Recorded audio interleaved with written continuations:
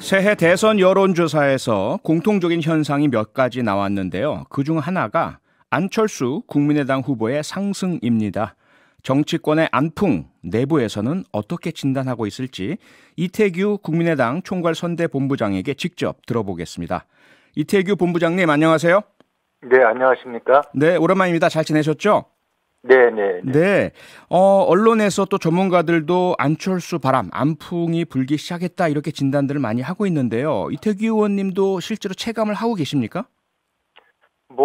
일단 국민들 마음이 이제 어디까지 이제 이렇게 조금 관심을 가져줄지는 저희도 이제 예측하기는 어렵지만, 네. 현재 나타난 이제 여론 지지율보다는 현장의 열기가 더 뜨겁습니다, 사실. 현장의 열기요. 예. 그리고 이제 네. 저희가 이제 안철수 후보 그 상승 기류에 대한 이제 기사에 대한 댓글들을 저희가 좀 이렇게 살펴보거든요. 예. 그럼 거기에 이제 안철수 후보를 다시 보게 됐다면서 그런 지지한다는 지지글들이 굉장히 많이 올라와 있는데, 네. 예, 국민의당은 이제 댓글 다는 정당도 아니고 이제 지지층도 많지도 않고 견고하지도 않거든요. 네네. 그래서 이건 이제 100% 바닥의 자발적 민심이다. 이렇게 좀 보고 있습니다. 네. 현장의 열기가 언론 보도나 여론조사보다 뜨겁다. 그리고 상당히 그 일반 국민들의 지지가 많다라는 말씀을 주셨는데요. 그런데 아마 들으셨겠지만 언론이나 전문가들은 안철수 후보 스스로가 확보한 지지율 상승이기보다는 윤석열 후보나 국민의힘 내부 내홍에 대한 반사 이익이다, 이런 이야기가 나오는데 이건 어떻게 생각하십니까? 그렇게 볼 수 있습니다. 그래서 이제 안철수 후보의 상승세가 이제 외생적 변수가 촉발시킨 거는 저는 맞다고 봅니다. 네.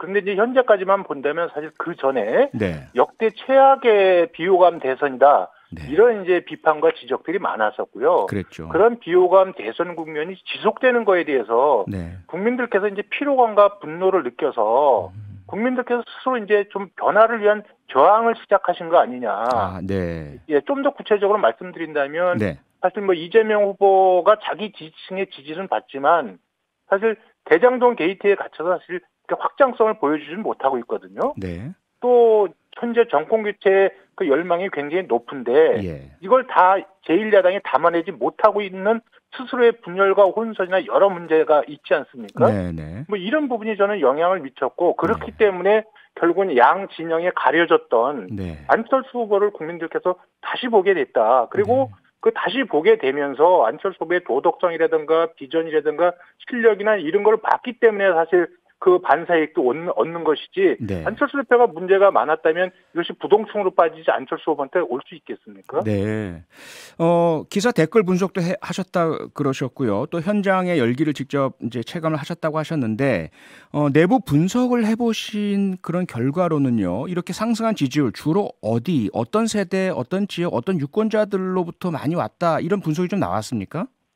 저희 언론에서도 많이 이렇게 분석을 좀 해주고 있습니다만, 저희가 봤을 때 이제 아무래도 중도층과 2030 세대, 그리고 이제 지역적으로는 PK 지역에서, 원래 이제 지금 그 안철수 후보 고향이 부산이지 않습니까? 그렇죠. 그래서 이제 지난번에 이제 대구와 부산을 다녀왔는데 이제 부산에서의 반응이 굉장히 좋았습니다. 그래서 직접 이제 부모님이 계신 집에서 숙직을 하면서 이제 부산으로 나와서 부산 시민들과 이렇게 대화를 나누고 말씀도 듣는 과정 속에서 많은 분들이 안철수 후보에 대한 관심을 많이 가져주셨던 것 같고요.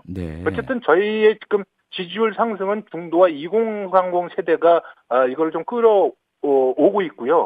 그래서 이제 저희 입장에서 본다면 이제 이 중도와 20 세대의 지지를 더 강화시키고, 그거를 이제 기반으로 해서 저희가 이 보수층의 공감과 지지를 좀 견인해 내야 되겠다. 이런 기본적인 이제 득표 전략 기준을 좀 갖고 있습니다. 네. 안철수 후보께서요, 설 연휴쯤에는 3강 구도를 만드는 게 목표다, 이렇게 말씀을 하셨는데, 이젠 설 연휴 3, 4주 정도 남지 않았습니까? 그러면 그 사이에 아직까지는 그래도 이재명, 윤석열 양강 구도인데 이 3, 4주 안에 깨질 수 있으리라 확신하십니까? 그거는 국민들께서 결정하시는 거니까 저희는 오직 그냥 겸허한 자세를 묵묵히 저희의 길을 가다 보면 이제 국민들께서 계속 평가를 해주실 거라고 보는데, 이제 지금 우리 사회자께서 말씀하신 대로 아직까지 단순 절대 지지율만 보면 안철수 대표가 굉장히 미미합니다. 양 후보에 비해서는.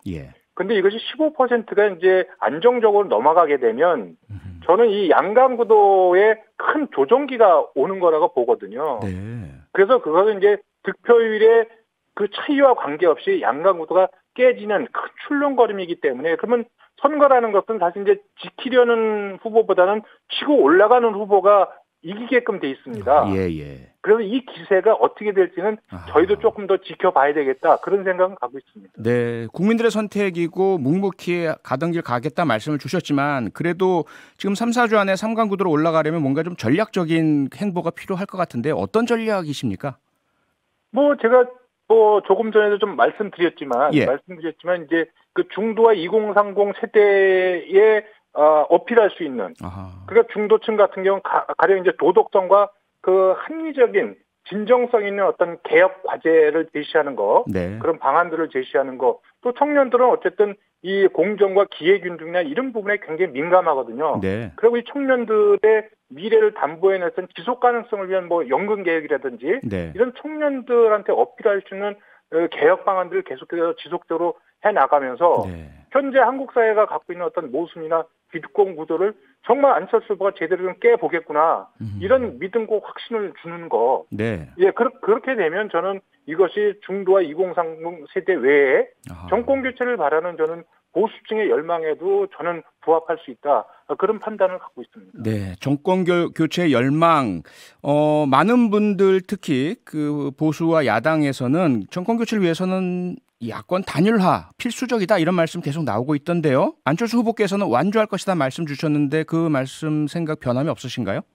예, 변함이 없고요. 그리고 지금은 안철수 후보의 비전을 이야기할 때입니다. 그런데 이런 단일화라고 하는 이 정치 프레임에 갇혀버리면은요. 안철수 후보의 진정성이나 진면목을 보여준 게 큰 걸림돌이 된다고 생각을 갖고 있고요. 지금 이제 단일화가 아니라 이제 시간이 지나면 누가 더 좋은 정권 교체의 적임자인지 누가 더 정권 교체의 여망을 전부 다 담아내는 그릇인지를 국민들께서는 판단해 주실 것이지 그것이 무슨 정치인들이 단일화한다고 해서 해결할 수 있는 문제는 아니고요. 저희 입장에서는 이제 안철수 대표가 그동안 준비한 부분을 하나하나 더 말씀드려 나가면서 이 정권 교체로 가는 이 안철수라 가는 길에서 안철수라는 뻥 뚫린 고속도로가 있는데 뭐하러 꼬부랑 고갯길하고 자초무성한 숲길을 헤치면서 빙빙 돌아갈 이유가 없다. 이 부분을 국민들께 분명하게 말씀드려 나가려고 합니다. 어제 안철수 후보께서 인터뷰에서 윤석열 후보가 단일화 만남을 제안하면 만날 수는 있다. 이 대답의 의미는 어떻게 해석을 해야 될까요? 정치인은 누가 만나자고 하면 다 만나지 안 만날 이유는 없는 거 아니겠습니까? 그런 원론적인 말씀을 해주신 거. 아니, 윤석열 후보께서 만나자는데 난 안 만납니다. 이렇게 말씀하실 수는 없는 거잖아요. 그래서 그것은 원론적인 이야기다. 이것을 아마 오늘 기자들이 거듭 물어봤기 때문에 다시 아마 그 말씀을 분명하게 원론적인 입장에서 드린 말씀이라고 아마 분명하게 말씀을 하신 것으로 제가 그렇게 알고 있습니다. 원론적이다. 만나자고 하면 만난다. 이 정도 이상도 이하도 아니다. 정치인이 누가 만나자는데 안 만날 이유는 없다고 봅니다. 오늘 이준석 국민의힘 대표가요. 앞으로 안철수 후보의 지지율은 하락할 것이다. 이렇게 이제 전망을 했습니다. 이 전망에 좀 일리가 있다고 보십니까? 그건 이제 이준석 대표가 제1야당 대표고 지금 제1야당이 사실 큰 이제 위기에 빠져 있는 거 아니겠습니까? 그리고 이제 그 위기 극복을 하려면 이제 안철수 후보의 지지율이 내려가야 상대적으로 자기들이 올라갈 수 있다고 보기 때문에 그건 이준석 대표의 희망사항 아니겠습니까? 희망사항이요. 윤석열 후보도 가장 먼저 내거는 게 정권 교체고요. 안철수 후보도 역시 정권 교체가 가장 이 출마에 중요한 이유다 말씀을 주시는데 두 분 중에 안철수 후보로 정권 교체를 해야만 하는 특별한 이유 무엇이라고 설명을 해 주시겠습니까? 지금 유권자들이 국민들이 안철수 후보를 다시 보게 되는 이유는 그동안 제1야당은 사실 그 문재인 정권의 어떤 실정에 기대서 그 단순 반사이익만 받아가지고 사실 묻지마 정권 교체를 계속해서 외쳐왔거든요. 근데 안철수 후보는 묻지마 정권 교체 가지고는 안 된다. 정권 교체를 하면 문재인 정권보다 훨씬 더 나은 유능한 정부를 제시해야 된다. 그 길로 가야 대한민국이 더 발전할 수 있는 거 아니냐. 그러니까 박치고 정권 교체하고 더 좋은 정권 교체의 비교의 어떤 차이점들을 저는 유권자들이 이제 하나하나 이렇게 조금 찾아가고 또 보고 계신다 이렇게 보여지기 때문에 이후에 만약에 이야기를 한다면 누가 더 대한민국을 미래지향적으로 제대로 끌고 갈 수 있겠느냐. 뭐 이런 경쟁의 관계 속에서 저는 안철수 후보가 확실한 비교 우위를 지금 점하고 있다. 특히 이제 도덕성 부분부터 모든 부분에 이르기까지 저는 비교 우위에 있다. 그런 부분들을 유권자들께서 하나하나 지금 챙겨보고 계시는 것 아닌가. 그렇게 생각을 합니다. 네, 윤석열 후보로의 정권 교체는 닥치고 정권 교체고 안철수 후보로의 정권 교체는 더 좋은 정권 교체다. 이런 말씀이시죠? 아니 왜냐하면 지금 제1야당이 정권 교체에 뭘 대한민국을 어떻게 더 발전시키겠다고 제대로 말 한마디 한 게 없거든요. 네네.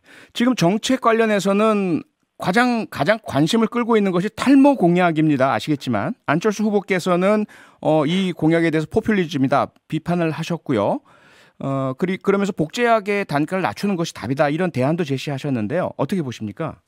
뭐 당연히 그것은 이제 카피약, 복제약의 약가 인하를 통해서 지금 이제 탈모로 고민하신 분들의 어떤 그 진료비 부담을 절감해 주는 것이 합리적인 대안이라고 보고요.